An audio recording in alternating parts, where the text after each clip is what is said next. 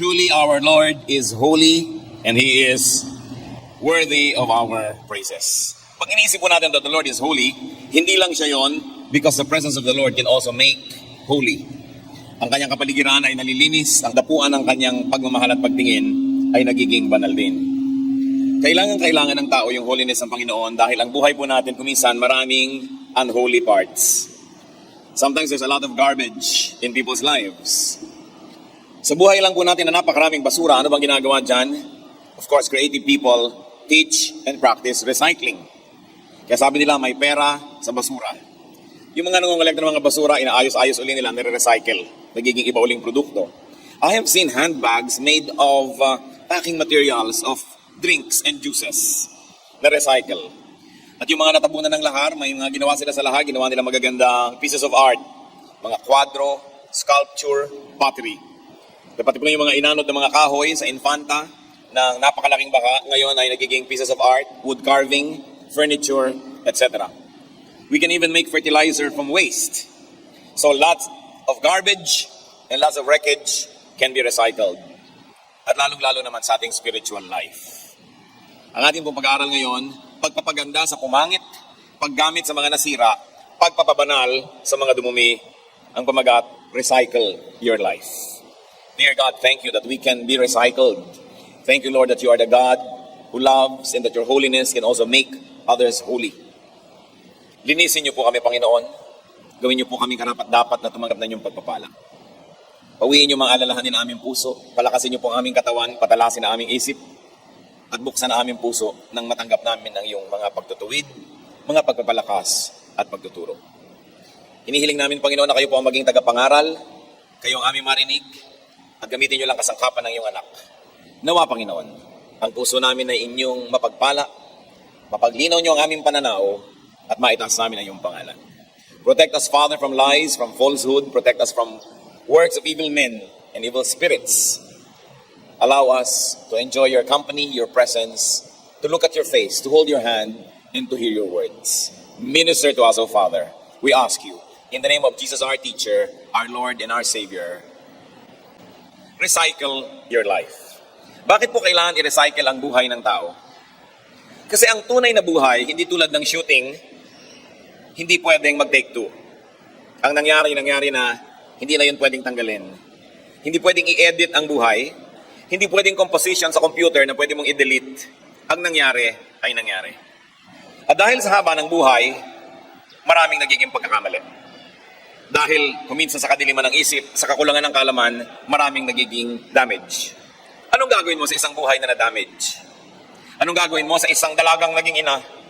Anong gagawin mo sa isang taong naging drug addict? Anong gagawin mo sa isang taong nakapatay, nagkamali, nagkasala, nakadispalko? Mga taong nagkamali, napagkamalian, nakasira, alangan namang itapon mo na buong buo. Pwede sana kung maraming buhay, pero iisa ang buhay sa balat ng lupa. Kaya ang tanging nalalabing dapat gawin, ipasa Diyos ang lahat ng nakaraan at sa tulong niya, recycle life. Life can be full of garbage. Life can be full of unwanted cargo. Hindi lahat na nasa buhay natin ay ginusto nating mapalagay doon. Pero nandun na, hindi pwedeng i-replay. Life can be full of mistakes. Maraming pagkakamali. May pagkakamali kung sinong napakasalan mo. Pero hindi ka naman pwede magpalit ng asawa tulad ng pagpapalit ng damit. May pagkakamali ng kursong na pag-aralan, bagamat yun ay pwede ka naman mag-aral uli. Pero hindi mo na mababalik ang panahon na wala. May mga desisyon na nagawa na mali.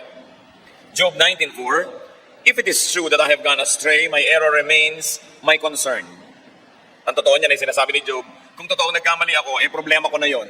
Pero ang point pa rin, problema pa rin niya. At poproblemahin niya ang kanyang pagkakamali. Sino ang nabuhay ng mahigit 3 linggo na hindi nagkamali? Nagkakamali ang tao. Life can be full of misses.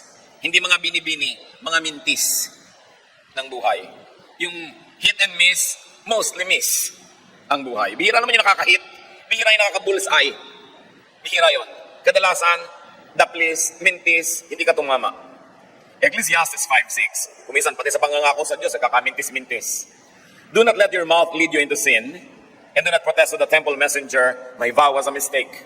Why should God be angry at what you say and destroy the work of your hands?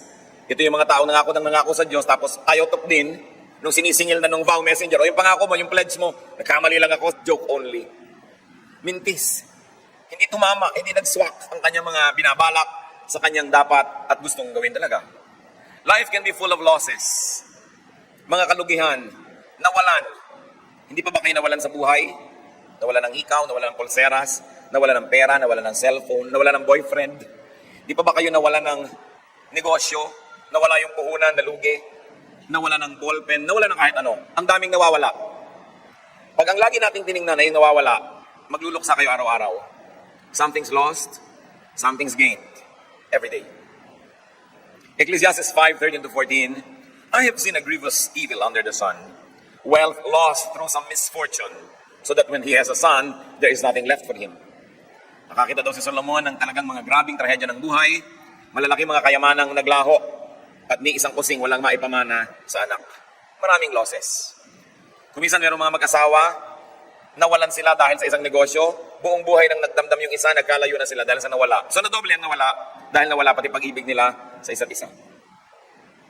Napakaraming nawawala sa buhay. Life can be full of infection and wounds. Meron ba namang skin na flawless? Wala nun. Meron lang less flawed than others. At yung iba, makapal lang ka makeup. No? Makapal lang concealer. Pero nandun pa rin yung mga flaws na yan. Meron bang flawless? No such thing. Numbers 5:2, command the Israelites to send away from the camp anyone who has an infectious skin disease. Ang naging example natin dito, isang literal na sugat at isang literal na infection. Maging sa tribo ng Israel, pag merong infeksyon, inilalayo para huwag mahawa ang iba. Kumisa naman sa ating mga kamag-anak, napaka-sentimental. Sumusuka ng dugo na, gusto pa kasalo ka sa isang kutsara. Magtatampo pa pag inuhugasan mo yung kutsara niya at ibinubukod. Anong gusto ninyo? Mahawa ang lahat para wala na makapag-alaga sa inyo. Dapat lang ibinubukod ang may sakit at gamit ang may sakit upang huwag dumami ang merong may karamdaman at merong mag-alaga doon sa merong may sakit. At pati sa Israel, inuutos ng Diyos, sino man ang may sakit na nakakahawa, kailangang ilayo at pagalingin muna ito. Pero hindi lang yan, ang mga infection and wounds ng buhay, ang dami-dami. Meron ako isang kilala po, kinailangan na magkaroon ng dialysis at nagka-kidney transplant, nagkawasak-wasak ang kidney dahil sa pedicure. Sasabihin niyo kung bakit. Nagpa-pedicure sa Pasay, nung uuwi na siya may baha. Kinailangang lumusong sa baha, pinasok ng mikrobyo dahil hindi naman siya na manicure, siya na murder cure. Dahil doon, yung buong buhay na niya naapektuhan, pati asawa, pati anak, lahat. May infection ng buhay. Kaya lang hindi na i-replay. Pwede pa ba niyang balikan yung nag-manicure sa Libertad at sakalin niya? Ganun ang buhay. Pag hindi ka natuto mag-recycle, lalo lang lalaki yung kawalan.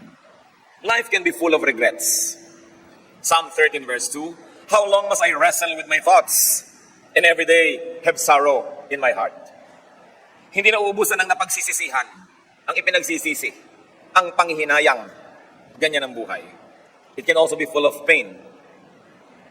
Pagka ang tao, 30, 40, 50 na, napakarami na niyang dinaanan ng mga hirap. Napakarami ng pasan. Kaya napakalaking accomplishment yung mabuhay ka ng matagal at makangiti ka pa. Habang tumatagal ang buhay, isa-isang nangamamatay lahat ang mahal mo sa buhay, na gumuguho ang mga pangarap ko minsan, nawawalan ka na ng pag-asa. Psalm 38:17, I am about to fall, and my pain is ever with me. Hindi nawawala ang sakit ng kalooban. Marami niyan. Mga hinanakit, kabiguan, mga pagtataksil ng kapwa na ating dinaramdam, na ating pinaghihinanakit at isinasama ng loob. Life can be full of ugly memories. Hindi naman lahat ng photo album ng buhay ay parang album ng Kodak. Good morning yesterday na ang ganda-ganda ng memory, may mga ulap-ulap. Hindi lahat. Maraming masasaklap na alaala at ginugunita ang tao. Job 13:26, for you write down bitter things against me and make me inherit the sins of my youth. Sapat itong mga kasalanan ng kabataan ay nagbabalik, sapagkat ang lahat ng pagkakamali ng tao ay nagbabalik sa kanya. Dahil sabi rin sa Biblia, kung anong itinanim ay inaani. Kaya yung mga masasarapang buhay na maraming nagawang kamalian ay may nervyos din yan kung kailan sila babalikan. Hindi rin natatahimik. Kaya higit lalong mabuti na nagtatanim ng maganda sapagkat alam mo rin na babalik at babalik. But yes, life can be full of ugly memories. Maraming bansa po ngayon, hanggang ngayon, ang mga turistang Hapones ay hindi welcome kasi naaalala pa nila yung pahirap na dinanas nila sa mga Hapon. An ugly memory. Maraming mga hindi umaattend ng family reunion kasi ang laman ng utak nila is an ugly memory of some cruel relative. Maraming ganon. Life can also be full of enemies. Inaway mo, inaway ka, pareho nilang ending, magkaaway kayo. Psalm 13 verse 2, how long will my enemy triumph over me? At ganyan ang nararamdaman ng maraming tao para bang laging matagumpay yung masama, laging matagumpay yung kalaban natin. Pag inisip natin, napakaraming pabigat ng buhay, ang daming basura, kaya lang anong gagawin mo? Hindi naman yan pwedeng itapon. Akala po ba natin nagtatapon tayo ng basura? Hindi. Nakita nyo? Lahat ng basurang ibitatapon ng tao sa ilog, bumabalik pag bumaha. Hindi naman nawala eh. At kahit anurin pa yan ng ilog at madala sa dagat, nakaalis ba sa planetang Earth ang basura? Hindi. Kung polluted ang ating hangin at umihip ang napakalakas na bagyo, nawala yung polluted air over the city, pero sa nagpunta, lumipat lang yun na ibang lugar, wala namang ibang pupuntahan, nandito rin sa Earth. Kaya napakahangal ng mga tao na nagpo-pollute, sumisira ng environment. Akala nila mawawala yon, kasama rin natin yon. At isang napakalaking kamalian ng marami, at pinagtataka ko ito kung bakit meron tayong national vice na magtapon sa ilog ng basura. Akala mo ba, pag inanod ng tubig yun at hindi mo nakatapat, ay wala na yung basura, lumipat lang yun ng lugar. At bukas, ang basura mo, yung galing doon sa taas, na inanod patungo sa'yo. Bakit hindi matutunan yon? Anong gagawin sa basura? I-recycle. What to do with this garbage? Do we bear with it? So lahat ng pinag-usapan natin at mga iba pang hindi nabanggit, lahat ng hirap at basura ng nakaraan, bubuhatin na lang ba natin pagtitiisan ang alingasaw nun sa ating buhay? No. Because people can be free in the Lord. The Lord is wonderful at making new things out of old things. The Lord sets free even from one's own garbage. Galatians 5:1, it is for freedom that Christ has set us free. Double use of the word free. Para sa kalayaan, kaya tayo pinalaya. At saan kaya tayo pinapalaya ni Jesus? Pinapalaya tayo mula sa basura ng nakaraan, na kung hindi sa Kanya, at kung hindi sa ating pagsuko sa Kanya, ay kailangan nating pasanin, pagtiisan, at amuyin habang buhay. People can have another life. People can have another chance in the Lord. Maging yung babaeng nahuli sa akto ng pangangalo niya, pinakasukdulan na ng pagkakahiya ito at pagkakasira ng reputasyon at pagkatao at hinaharap. Hindi siya kinondena ng Panginoon, hindi siya inusgahan. At yung mga taong gustong bumato sa kanya, sabi ni Lord, yung walang kasalanan, mauna na. Siyempre, walang nangahas dahil lahat may kasalanan. At nung tumunghay muli ang Panginoon, ay sila na lang dalawa ng babaeng natira doon sa lansangan. Nag-uwi na yung iba't napahiya. At sabi niya sa John 8:11, did anybody condemn you? And the woman said, no one. Neither do I condemn you. Jesus declared, go now and live your life of sin. Recycling at its highest. Sabi, napahiya ka na sa buong village na ito. Anong araw naman kasi kung saan ka ipinanganak na baryo, doon ka na mamamatay. Hindi tulad ngayon. Kaya ang buntot mo, hila mo buong buhay. Tanda ng lahat ang ginawa mo kahit nung maliit ka pa hanggang paglaki mo, walang kakalimot. Pero ang sabi ng Panginoon, walang naglakas ng loob na mahumusga sa iyo, hindi rin kita husgahan at hindi kita i-condemn. Hindi kita hatulan. You know what Jesus just did? Jesus saved somebody from becoming a garbage. Because garbage is created by condemnation. Pag binaliwala mo na ang halaga ng isang bagay, doon pa lang siya nagiging basura. Pero habang iniingatan mo pa yung kahon ng sapatos na binili mo pa noong 1981, hindi pa siya basura. Pero sa tingin ng kapatid mo, nalinis ng linis, basura yun, gusto niyang itapon. Kasi winalan niya ng halaga. Pero habang pinapahalagahan mo pa, hindi pa basura. At ganoon ang ginawa ng Panginoon sa babaeng nagkasala. Pinahalagahan. Kung ganoon, hindi naging basura. Nagiging basura lang isang bagay o isang tao pag tinanggalan natin ng halaga. At salamat, hindi inaalis ang Panginoon ang halaga ng tao. Pinahahalagahan niya kahit sino, kahit pa nga yung nahuli sa akto ng pagkakasala. Life becomes a garbage when life is condemned. Kaya nakita niyo po yung mga tao na nagpapakamatay kasi they condemn their lives. They end it because they no longer find meaning in it. Ano mga buhay yung umaasenso, yung pinapahalagahan? Anong tao yung tumataas, yung nagbibigay ng dangal at ipahalaga sa kanyang sarili? Sapagkat habang pinapahalagahan mo, basura man sa tingin ng iba, yan ay kayamanan. Jesus did not condemn, but prescribed renewal. He prescribed restoration and reuse. In other words, Jesus prescribed recycling. Meron kayong mga kabasurahan sa buhay, meron tayong mga kasiraan, may mga pinroblema, kapintasan, recycle your life. That's what God wants to happen. Huwag nyo isumpa ang nakaraan nyo, kahit ano pa yon. Kasi hindi nyo pwedeng sumpain ang nakaraan, hindi nyo susumpain nyo yung sarili. Sapagkat kayo rin yon. Hindi nyo pwedeng baliwalain ang isang bahagi ng nakaraan o ng inyong buhay na hindi nyo babaliwalain ang isang bahagi ng inyong pagkatao. Salamat ang Diyos, God of recycling. John 3:3, Jesus declared, I tell you the truth, no one can see the kingdom of God unless he is born again. So to be born again is just another term, to be recycled. Kailangan ipanganak kang muli, magkaroon ka ng bagong halaga, magkaroon ka ng bagong pasimula, tulad ng babaeng nagkasala, talikuran mo ang iyong kasalanan at magbagong buhay ka. Kasi, pag hindi ka nagbagong buhay, ang gagawin mo lang, susumpain mo yung dati mong buhay. Pag sinabi nating eternal life, pag sinabi nating kingdom of God, it's not only eternal salvation in the next life, but very importantly, to have a brand new life and beginning on earth, this side of eternity, another chance. And God is God of second chances. Laging nagbibigay ang Diyos ng panibagong pagkakataon. Hindi tulad ng tao, pinagsasawaan tayo. Tama na yan, nadala na ako sa iyo, hindi na kita papatawarin, wala ka ng chance sa akin. Pero hindi ganoon ang Diyos. Sa katunayan, sabi sa kanya ni Peter, Lord, ilang beses ko bang papatawarin ng kapwa? 7 beses po ba?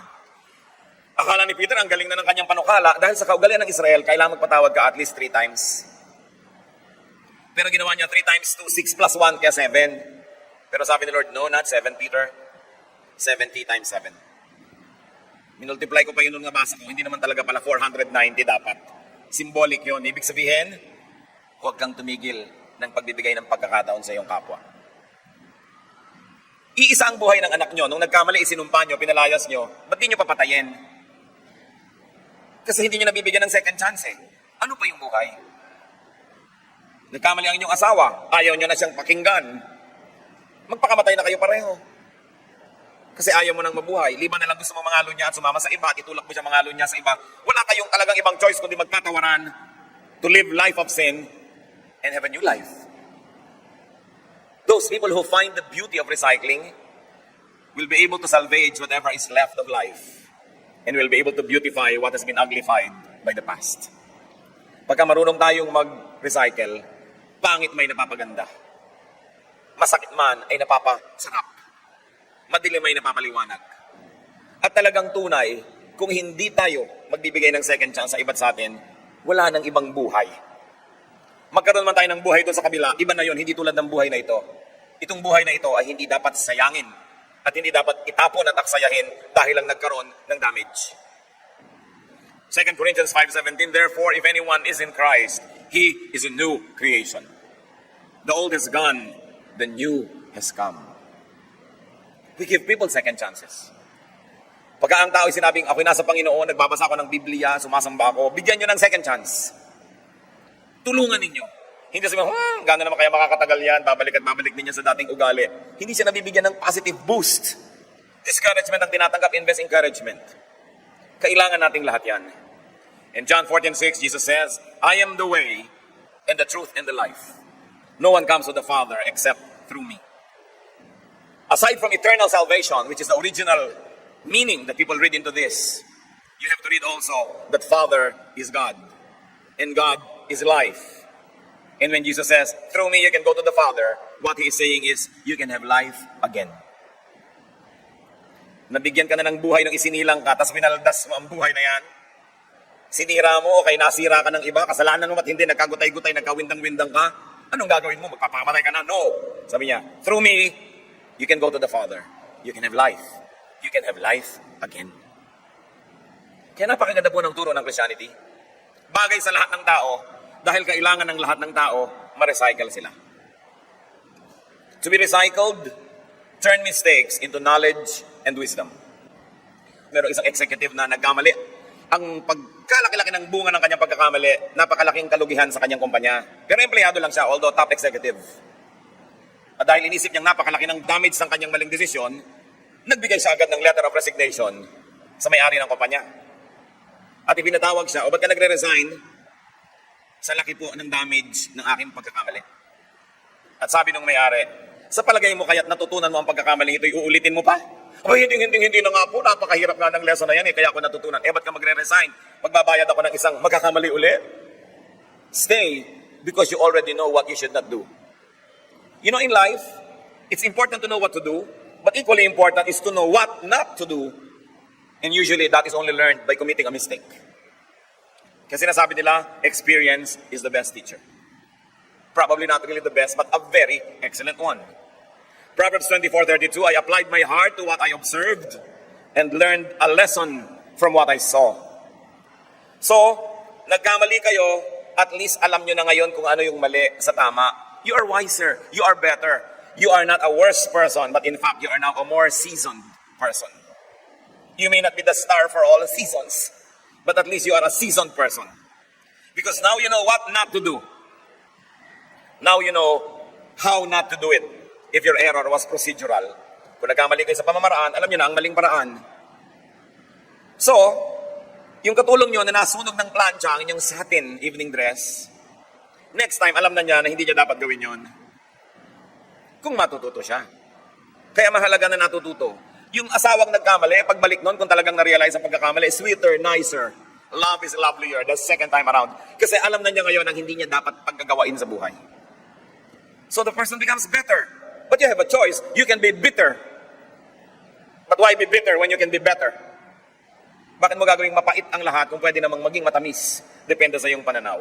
Proverbs 4:11, I guide you in the way of wisdom and lead you along straight paths. Tinuturuan tayo ng Panginoon. Alam niyo po ba kung bakit ang mga pastol ay mayroong stick na liko ang dulo? Para pagka ang mga tupay lumiliko sa maling landas, kinakawit yung leeg, ibinabalik.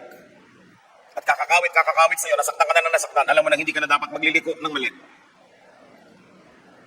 May ganda rin ang pagkakamali kung tayo'y natututo. To be recycled, turn your losses into gain. Hindi naman naiiwasang nawawalan eh. Pero kung bawat pagkakawala, you became wiser and you consider it that it was good to lose it, then you gain.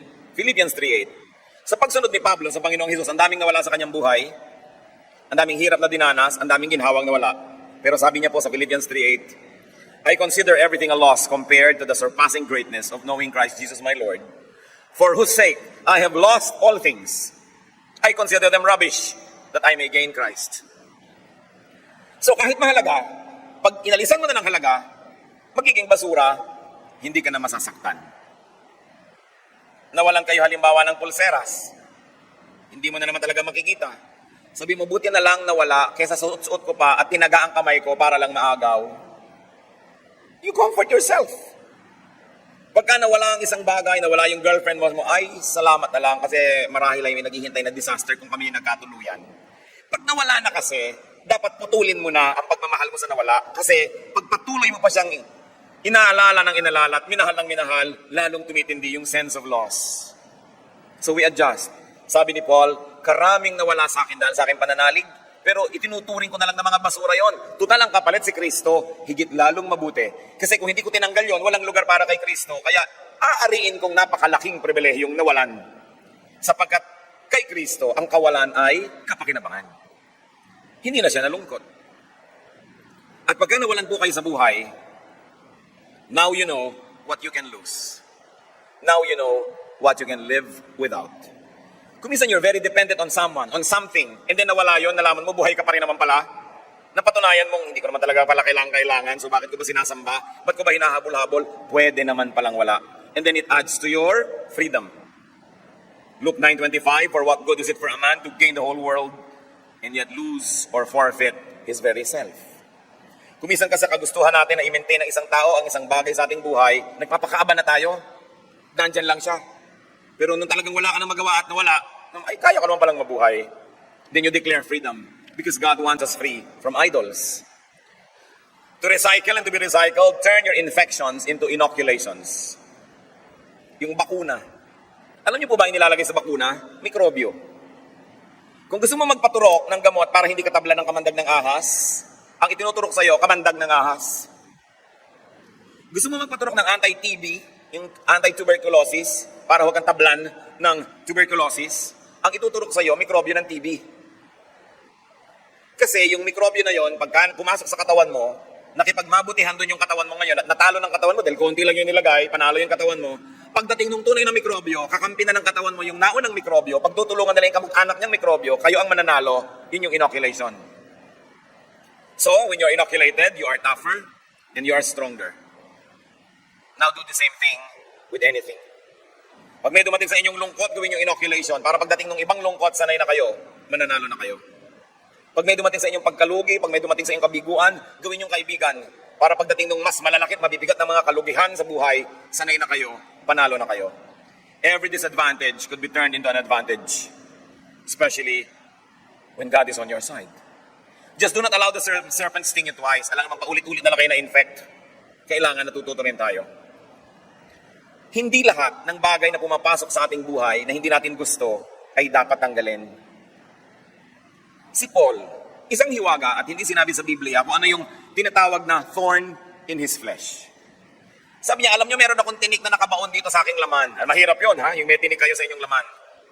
Ilang ulit ko nang hiningi sa Diyos na tanggalin. Sabi niya, hindi ko tatanggalin. Mabuting meron kang ganyan. Siguro yung mga tao, pag nakikita nila si Paul, perfect na sana si Paul kung wala lang siyang tinik. Pero anong magagawa mo nandun? Hindi po sinabi ko ano yon. Yung ba isang uri ng sakit? Yung ba isang uri ng physical deformity? Yung ba isang uri ng psychological situation or problem? Hindi sinabi ko ano yung thorn in his flesh, pero nagpapahirap sa kanya yon. Ang galing-galing na sana niya. 2 Corinthians 12, 7-9. To keep me from becoming conceited because of these surpassingly great revelations, there was given me a thorn in my flesh, a messenger of Satan to torment me. 3 times I pleaded with the Lord to take it away from me, but he said to me, my grace is sufficient for you, for my power is made perfect in weakness. Therefore I will boast all the more gladly about my weaknesses, so that Christ's power may rest on me. Yun ang paliwanag ni Paul doon sa thorn in the flesh. Sabi niya, para hindi ako lubos na maging palalo, dahil pwede na ako maging palalo sa bigat, tindi at ganda ng mga ipinapakita sa akin ng Diyos. Sa kanya mga ipinapahiwatig at ipinapaliwanag na naituturo ko sa mga tao, pwede na talaga ako magyabang, sabi niya. But to keep me from becoming conceited because of these surpassingly great revelations, binigyan ako ng Diyos ng thorn in the flesh. Isang matatawag na kapintasan. Isang matatawag na kahinaan. Sabi niya, 3 beses akong nanikluhod sa Panginoon, nakiusap na alisin ito. Subalit sabi niya, hindi. Mananatili ang kapintasan na yan, mananatili ang kahinaan na yan sa'yo, at pupunan ko na lang ng aking grasya para hindi yan ang makapanaig. Sabi ni Pablo, it's hard to be humble when you're great like me. So the Lord limited the greatness and gave me my thorn in my flesh, so that I will be automatically weakened in some parts of my life, and therefore I will always need God and not be independent from God. Ano kaya yung weakness na yun? Marami nagtatanong lagi, hindi natin alam. So people allowed Paul, a great leader, to have a weakness, to have a thorn in his flesh, because it was the will of God that he would not be perfect. Sabi niya, sa dami at sa tindi ng mga revelation ng Diyos sa akin, sinamahan niya ng weakness para manatili akong grounded at patuloy na umaasa sa kanyang grasya. At kung yun ay niloob ng Panginoon na nandun, sino naman tayo para pilitin ng Diyos na alisin yun? Even the thorn in the flesh can be recycled. Because every weakness that is surrendered to God can be a channel for God to strengthen you. Ang lahat ng walang lamang sisidlan ng ating buhay ay nagiging pagpapala sapagkat pinupuno ng Diyos. Kung wala ka nang natira na walang laman, ano pa ang pupunuin ng Diyos? Kaya sabi niya, kahit yung mga walang laman, kahit mga kahinaan, ariin ninyong pagpapala basta isinusuko nyo sa Diyos.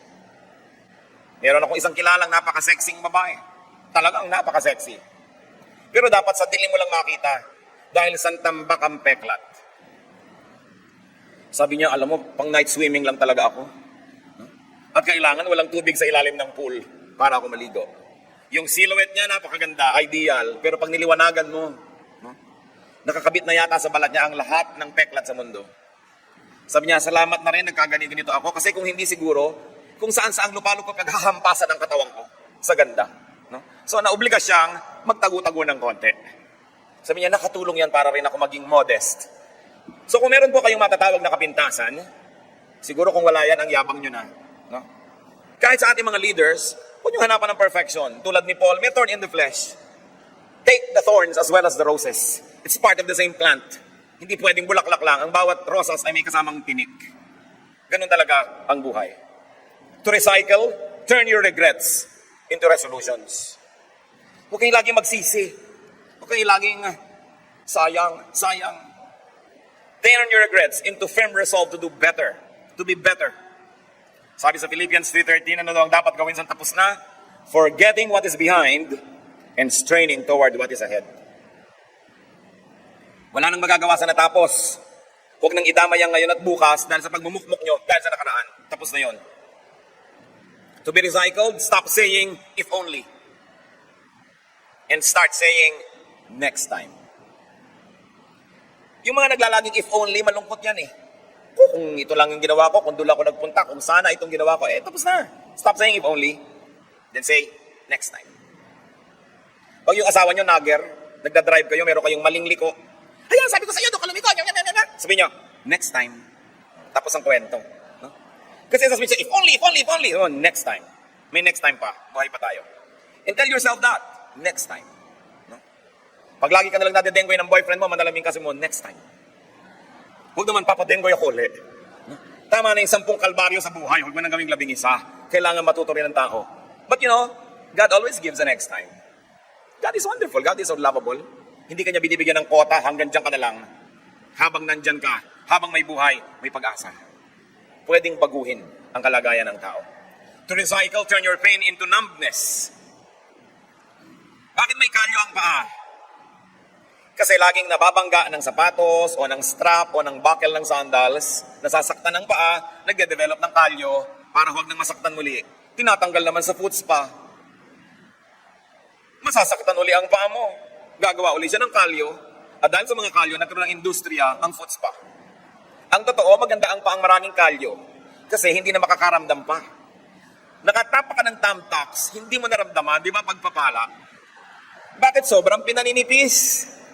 At kung hindi likas na mapula, lalagyan pa ng mercurochrome para kunwari ay pula at kay nipis-nipis.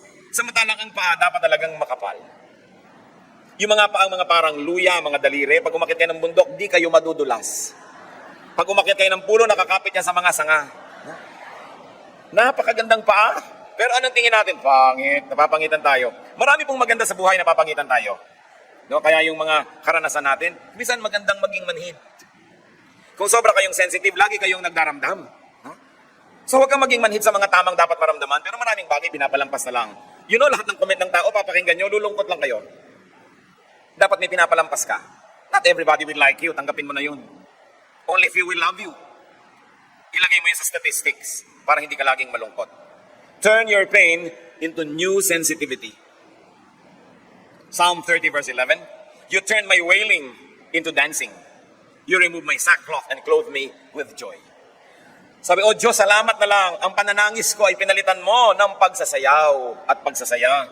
Ang pagluluksa ko ay pinalitan mo ng magagandang bihis ng kasiyahan. Dapat ganun. Lagi na lang ba kayong nakasaklot at nakaluksa? Palitan nyo yan. Lagi na lang ba kayong iiyak-iyak na nanangis, nagdaramdam? Palitan nyo yan. Sapagkat bihirang nagdaramdam ang pinapansin ng mga tao. Kaya yung mga nagdadamdam, nagtatampo. Lagi na lang nagtatampo uli. Dahil nagtatampo na ako, hindi mo ko pinansin, so magtatampo pa ako uli. Puro lungkot ang gagawin nyo sa buhay nyo. Ang maraming lungkot ang tao, iniimbento lang. At ang maganda po, mga kapatid, kung tayo talagang nasaktan, how can it be recycled? Turn it into new sensitivity. Now you can be kinder to those who are in pain.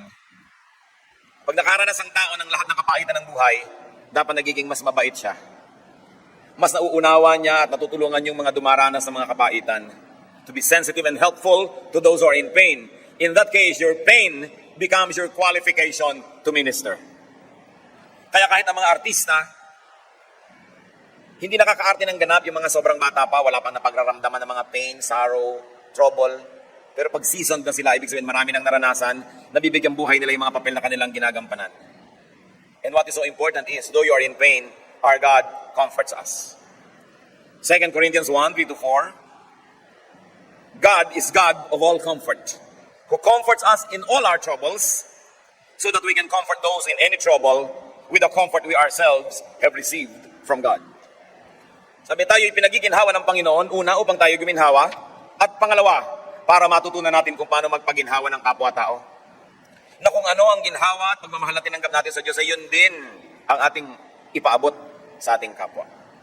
So kung napakarami nyo nang naranasan ng kapaitan at kalungkutan, you are very qualified to minister to others. You can be workers and servants of the Lord. So huwag niyong masamain yun. mas mauunawa nyo yon. Tulad ng, kung meron tayong mga kamag-anak na nagdusa sa cancer, ngayon, mas makakatulong tayo at makakapagbigay ginhawa dun sa mga nagdurusa pa lang. Yung mga ina ng mga nabilanggo, mas nakakapag-minister sila ngayon sa mga ina ng mga bago pa lang at nabibilanggo pa lang ng mga anak. Ang lahat ng tao po may pagkakalagyan. Lagi tayong may ministry. Turn your pain into your badge so that you can serve. Kung ganon, hindi na sayang. Dahil pinakinabangan ng iba, ikinalugod ng Panginoon, at natural, magbibigay din ng pagpapala sa inyo. To recycle, turn your ugly memories into lessons, into badges of honor for having survived. Turn your ugly memories into beautiful dreams, into wonderful aspirations for a better life. Psalm 90:15, make us glad for as many days as you have afflicted us, for as many years as we have seen trouble.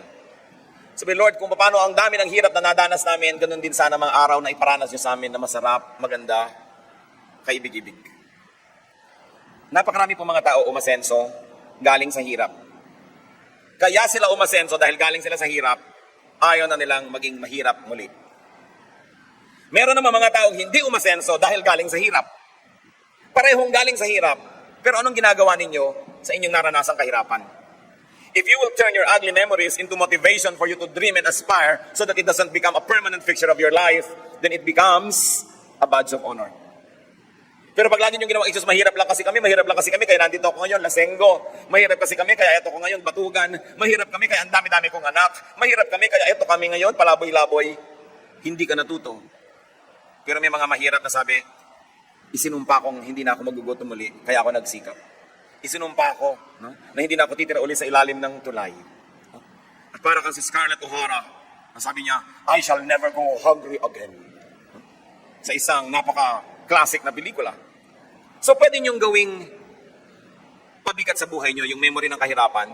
Pwede niyo rin gawing pampalakas ng loob niyo so that you will achieve greatness. The same poverty can make you succeed or fail. The same memory can make or break you. So why allow yourself to be broken when you can be made? It is your decision. Most people who come from suffering but had great dreams, they were able to achieve a lot. Sa katunayan, mas masarap nga yung kuminsan galing sa hirap eh. Yung mga magulang, alam nyo siyempre pag nagiging matanda na ang tao, nagiging mukhang pera. Kasi gusto na maging comfortable, marami nang nakitang hirap. Yan, anak, sino ba yung nanliligaw sa'yo? Mayaman ba yan? No? Pagka mahirap, naku, nakasimangot ang magulang. Pag mayaman, de kotse, ilalabas ang maruya. Lalagyan pa ng condensed milk para special. Alam nyo mga kadalagahan, naghahanap kayo ng mapapangasawa, huwag nyo hanapin yung mayaman o yung laki sa yaman. Kadalasan hindi niya alam yung halaga nun. Kahit mahirap, basta may pangarap, basta may ambisyon, mapapatino ang buhay nyo doon. Pero yung mayaman na walang ambisyon, hihirap din yun. Mawawala rin yun. Hindi ka pintasan na maging mahirap, basta meron kang pangarap at meron kang ambisyon. Mas mabuti nga yung galing doon dahil ayaw na niyang bumalik.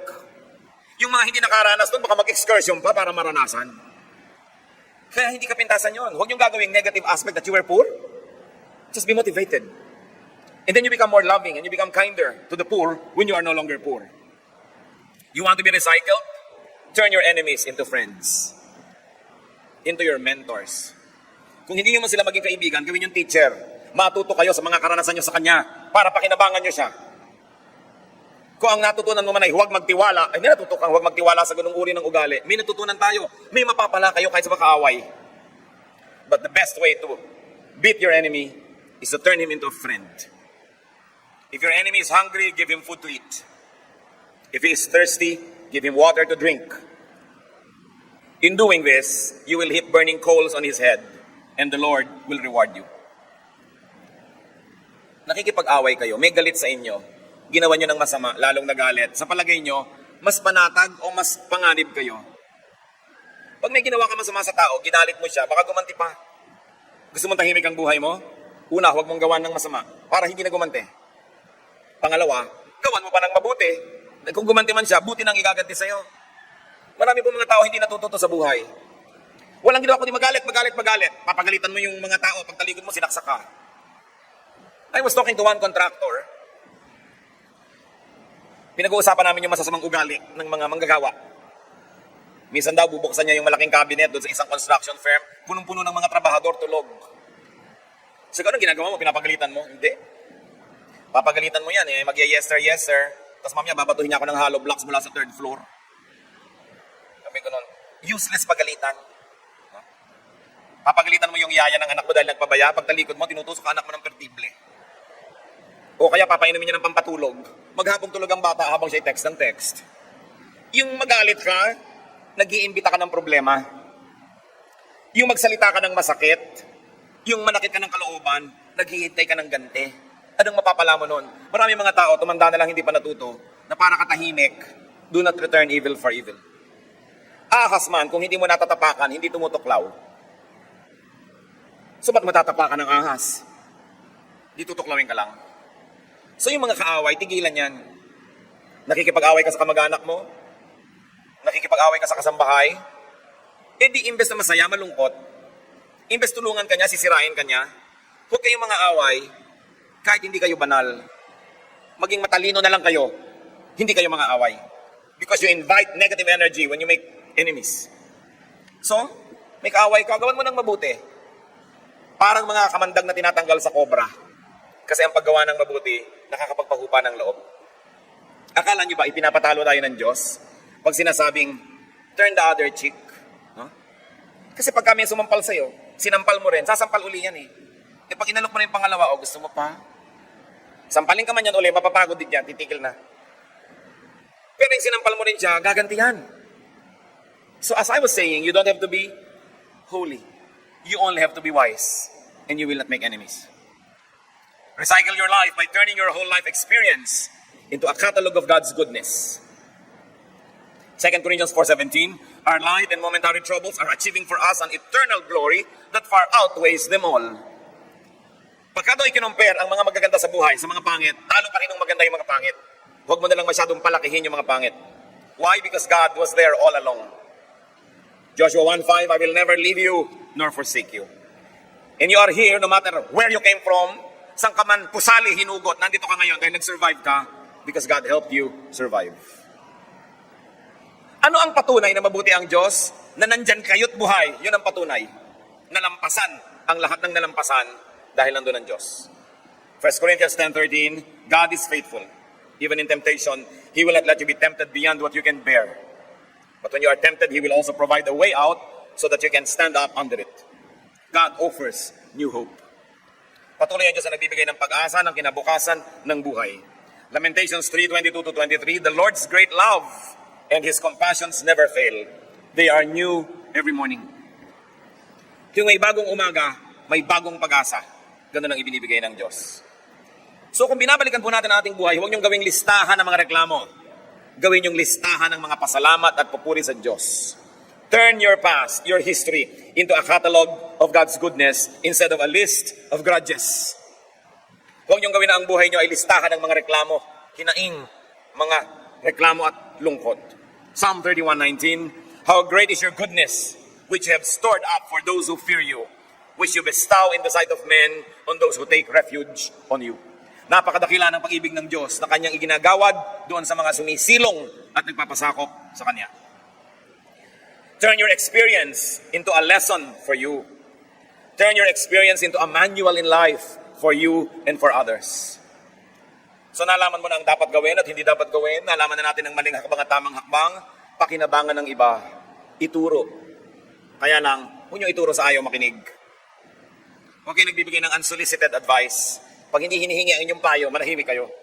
Pero kung mayroong humihingi ng payo, handa tayong magbigay, nakabatay sa ating karanasan. Job 6:23, teach me, and I will be quiet. Show me where I have been wrong. Napakaganda yung pinagbubulay-bulayan ng kanyang mga bagay. You cannot change your past, but you can change your attitude about it.